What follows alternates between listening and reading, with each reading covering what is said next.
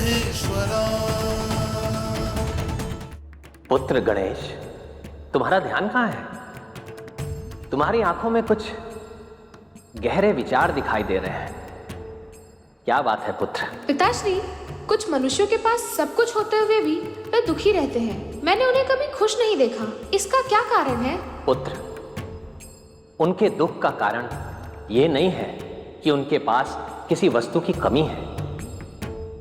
उनके दुख का कारण ये है कि वो हमेशा दूसरों से अपनी तुलना करते हैं और सोचते हैं कि उनके पास उससे अधिक क्यों नहीं है। यही सोच है जिसमें सभी मनुष्य उलझे रहते हैं। जब हम अपनी तुलना दूसरों से करते हैं तो हम अपनी खुशियों को स्वयं कम मानते हैं। पिताश्री, मनुष्य दूसरों से तुलना करने से कैसे स्वतंत्र रह सकते हैं? हर व्यक्ति की यात्रा अलग होती है। उसकी कठिनाइयाँ, उसकी सफलताएं, सब कुछ उसके अपने अनुभवों का परिणाम होता है। जो सुख, शांति और संतोष हमें अपने कर्म से मिल सकता है, वो दूसरों की राह देखने से कभी नहीं मिलेगा। हमारा सारा ध्यान हमारे स्वयं के लक्ष्य पे ही होना चाहिए। लक्ष्य से भटकने के हमें कारण तो बहुत मिलेंगे हमारे पथ पे, पर हमारा सारा ध्यान हमारे स्वयं के लक्ष्य पे ही होना चाहिए।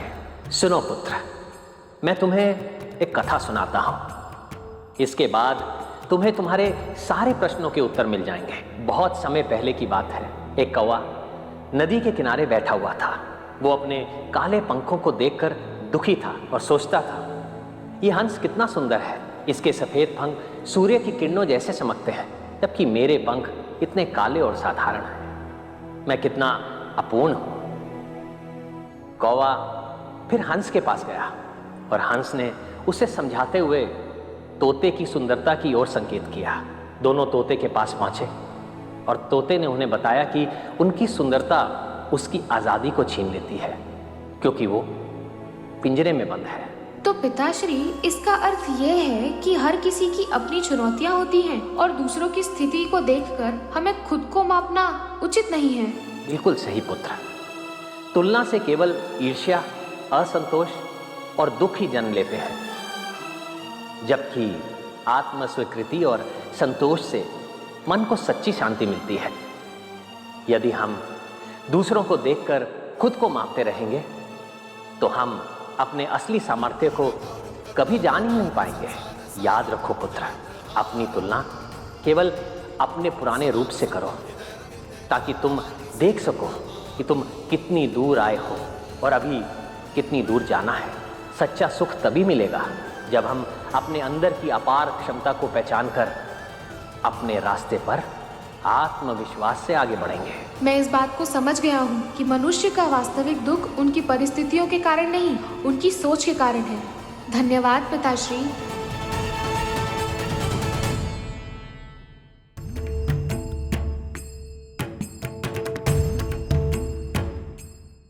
पिताश्री, आज मेरे मन में एक विचित्र प्रश्न है। पुत्र गणेश, क्या है ये विचित्र प्रश्न? निसंकोच पूछो। पिताश्री, मनुष्य इतनी कड़ी मेहनत करता है, फिर भी उसे अपना उद्देश्य प्राप्त करने के लिए इतनी लंबी प्रतीक्षा क्यों करनी पड़ती है? पुत्र, प्रयास करना मनुष्य के लिए महत्वपूर्ण तो है ही, परंतु उसके साथ साथ धैर्यपूर्ण प्रयास करना और भी महत्वपूर्ण होता है।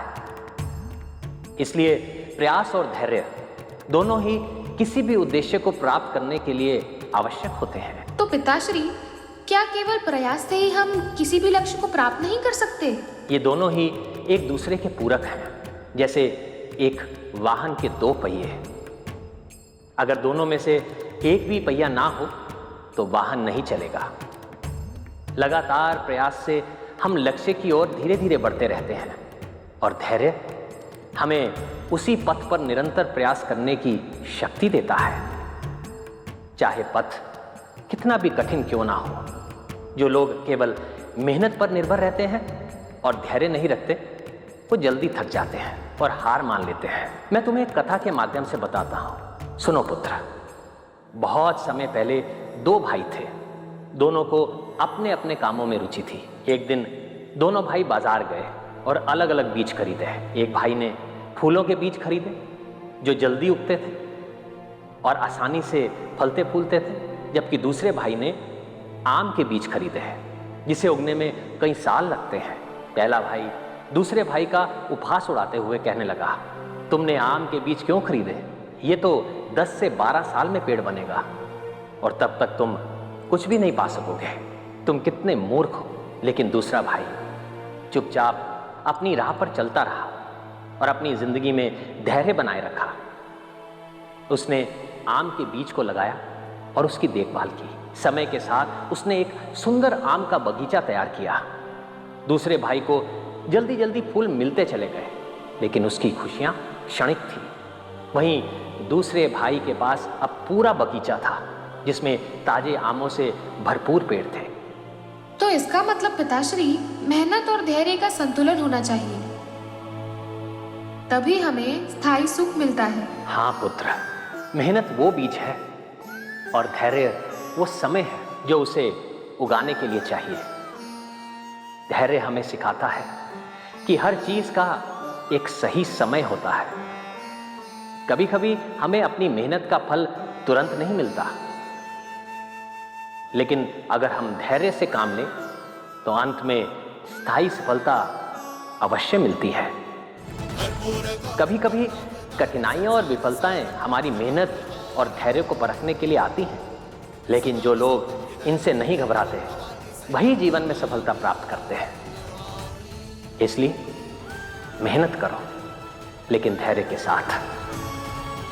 दोनों मिलकर तुम्हें ना सिर्फ सफलता दिलाएंगे बल्कि तुम्हारे आत्मविश्वास को भी दृढ़ बनाएंगे। हाँ पिताश्री, मनुष्य जीवन में धैर्य और मेहनत महत्वपूर्ण है। धन्यवाद पिताश्री। गुरुर्ब्रह्मा गुरुर्विष्णु गुरुर्देवो महेश्वरा। पुत्र गणेश, क्या हुआ? तुम इतने चिंतित क्यों हो? पिताश्री, मुझे एक प्रश्न पूछना है। ये नकारात्मक विचार क्यों आते हैं? और अगर ये सही नहीं है तो हमारे मन में क्यों रहते हैं? नकारात्मक विचार ना तो उचित है ना अनुचित। जो उचित या अनुचित है वो ये है कि तुम उन्हें अपने मन में कितनी देर तक रखते हो। अगर तुम नकारात्मक विचारों को जल्दी छोड़ देते हो तो वो तुम्हारे जीवन पर कोई असर नहीं डालते, लेकिन अगर तुम उन्हें अपनी मानसिकता का हिस्सा बना लेते हो तो वो तुम्हारी ऊर्जा को नष्ट कर सकते हैं। सुनो पुत्र, मैं तुम्हें एक कहानी सुनाता हूं जिससे तुम्हारी उलझन दूर हो जाएगी। एक छोटे से गांव में एक गुरु और उनका शिष्य रहते थे। शिष्य मेहनती था, परंतु उसे हमेशा नकारात्मक विचार घेरे रहते थे। वो बार बार अपने मन में ऐसी बातें सोचता जो उसे दुखी कर देती। क्या होगा अगर मैं असफल हो जाऊं? लोग क्या सोचेंगे? मुझ में कमी है। ये विचार उसके मन को अशांत कर देते हैं और उसे चैन नहीं मिलता था। एक दिन गुरु ने शिष्य से पूछा, तुम इतने परेशान क्यों हो वत्स? शिष्य बोला, गुरुजी, मेरे मन में नकारात्मक विचार आते हैं और मैं उनसे छुटकारा नहीं पा सकता। जितना मैं सोचता हूं उतना ही अधिक उलझन महसूस करता हूं। गुरु ने कहा, ठीक है, मुझे एक छोटा सा पानी का घड़ा ला कर दो। शिष्य ने घड़ा ला कर दिया। गुरु ने कहा, अब इसे अपनी हथेली में पकड़ो और मुझे बताओ क्या होता है। शिष्य ने जवाब दिया, कुछ नहीं गुरुजी, ये हल्का है। गुरु मुस्कुराए और बोले, अब इसे 1 घंटा अपने हाथों में पकड़े रखो और बताओ क्या होता है। शिष्य बोला, मेरे हाथों में थकान होने लगेगी लेकिन घड़े का वजन वही रहेगा। गुरु ने फिर कहा, अगर तुम इसे पूरा दिन पकड़े रखोगे तो क्या होगा? शिष्य बोला, अगर मैं पूरा दिन इसे पकड़ कर रखूं तो मेरी हथेली सुन्न हो जाएगी और मैं कुछ भी नहीं कर पाऊंगा। गुरु ने कहा, क्या घड़े का वजन बढ़ा? शिष्य बोला, नहीं गुरुजी, घड़े का वजन वही रहा, लेकिन इसे पकड़ने से ये दर्द और थकान बन गया। गुरु ने फिर से मुस्कुराते हुए कहा, देखो पुत्र, ये घड़ा उन नकारात्मक विचारों की तरह है जो तुम्हारे मन में आते हैं। घड़े का वजन नहीं बढ़ा, लेकिन जब तुम उसे बहुत देर तक पकड़े रहते हो तो वो तुम्हारे लिए भारी हो जाता है। तो इसका मतलब है नकारात्मक विचारों का आना स्वाभाविक है, लेकिन उन्हें अपने मन में पकड़ कर रखना अनुचित है। बिल्कुल सही पुत्र। अगर कोई नकारात्मक विचार आए तो उसे आने दो, लेकिन उसे अपने भीतर रुकने मत दो। उसे समझकर उसे जाने देना सबसे अच्छा उपाय है। तुम्हारा मन तुम्हारा है, तुम ही उसे दिशा दे सकते हो। जितना तुम नकारात्मक विचारों से स्वयं को दूर रखोगे, उतना ही तुम्हारा मन हल्का और स्वतंत्र रहेगा। तुम्हारे विचार तुम्हारी दिशा तय करते हैं, इसलिए हमेशा सकारात्मक और ऊर्जावान विचारों को अपनाने की कोशिश करो। जी पिताश्री, धन्यवाद।